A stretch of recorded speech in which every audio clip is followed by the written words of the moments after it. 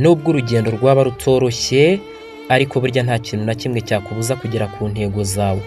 Amina ni urugero rwiza, atwereka ko buri muntu ufite inzozi kandi akagira kwihangana ashobora guhindura isi ye ndetse n'ejo hazaza. Ndabyumva ugize amatsiko, uribaza uti Amina byamugendekeye bite, kuki yavuze ayo magambo? Mu by'ukuri ndagira ngo turebere hamwe iyi nkuru yihariye. Uyu ni Amina, ni umukobwa wakundaga cyane gusoma no kwiga. Avuka mu muryango utishoboye ariko mu by'ukuri wari wuzuye urukundo n'icyizere. Buri munsi yajyaga ku ishuri afite inzozi zo kuba umwarimu kugira ngo afashe abana bo mu gace ke kubona ubumenyi. Abana bamwe na bamwe baramusekaga kubera uburyo ki yabaga yambaye ndetse n'aho akomoka. Gusa Amina ntiyigeze areka inzozi ze, by'umwihariko nubwo bakomezaga kumubuza amahoro. Amina yanyuraga ku muhanda muremure mu by'ukuri urimo abantu, ubwo yabaga agana ku ishuri ryiwe kugira ngo aze kuhagerera ku gihe. Yabaga afite umutima wuzuye ibyiringiro, nubwo rimwe na rimwe yabaga arakaye cyane bitewe n'uko bamwe bamusekaga.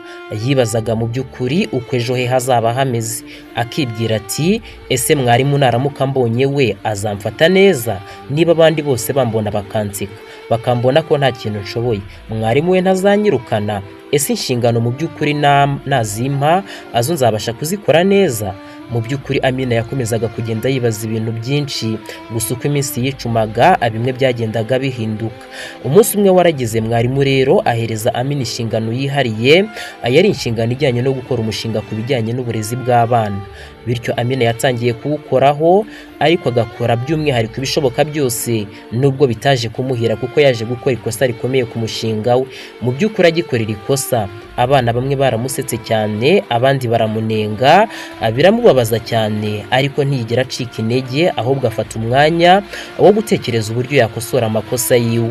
Nyuma y'ishuri nibwo Amina yasubiye mu rugo, umuryango wasanga ufite ibibazo bikomeye cyane, by'umwihariko wugarijwe n'ubukene. Amafunguro yari ikibazo, ibikoresho byo ku ishuri nabyo byari bimaze guhenda.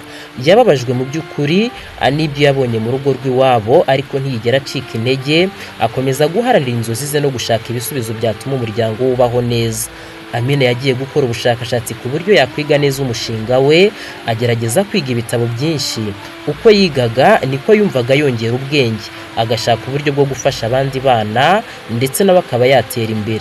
Buri kigeragezo cyamwigishaga isomo rishya, uburyo bwo gukosora amakosa, uburyo bwo gutegura isomo no gufasha abana kwiga neza.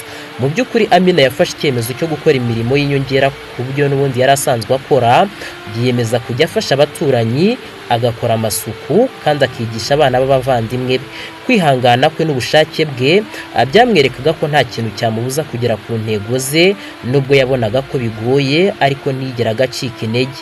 Mu by'ukuri ubwo imvura yagwaga mu gace k'iwabo, Amina yakomeje urugendo rwiwe, agana ku ishuri, agasura abanyeshuri yari yaratangiye kujya afasha, dore ko umuryango we wari urimo kubabara bitewe n'ubukene butandukanye. Ariko we ntiyigeze areka guharanira ejo hazaza.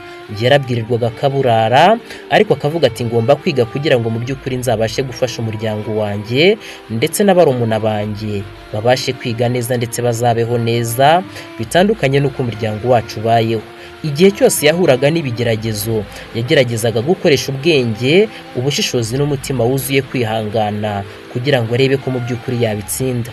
Byaje kuba ngombwa rero ko Amina akora amahugurwa yo kwigisha abana kugira ngo ashobore gufasha abo bana b'iwabo ndetse n'abandi bari abaturanyi. Abana baramwumvise, bakabona ko kwihangana no gukurikiza inzozi bitanga umusaruro. Amina yumva ko urugendo rwe mu by'ukuri rutangiye kugenda ruba impamo, kandi umuryango we ugenda ubona umucyo kuko ayo mahugurwa yakoraga abamwishyuraga amafaranga, bityo akabasha gufasha umuryango we ndetse nabo agakomeza kwiteza imbere.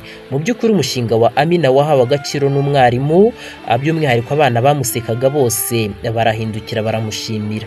Uyu munsi nibwo Amina abasha gufasha umuryango we no gufungura gahunda zitandukanye hirya no hino mu gihugu.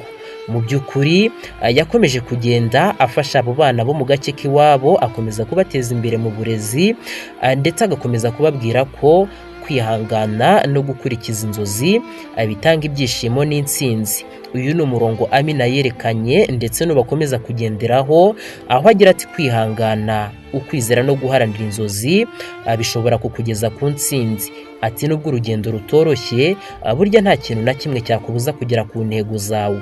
Amina atwereka ko buri muntu ufite inzozi kandi akagira kwihangana ashobora guhindura isi ye ndetse n'ejo hazaza hiwe. Ndagushimiye kuba wakomeje kubana nanjye. Iyi yari inkuru by'umwihariko nakugezagaho uyu munsi. Niba ari ubwa mbere warunkurikiye, kanda like ukande subscribe ubundi ufungure n'inzogera, kuko n'ubundi aha twiyemeje guhindura ubuzima.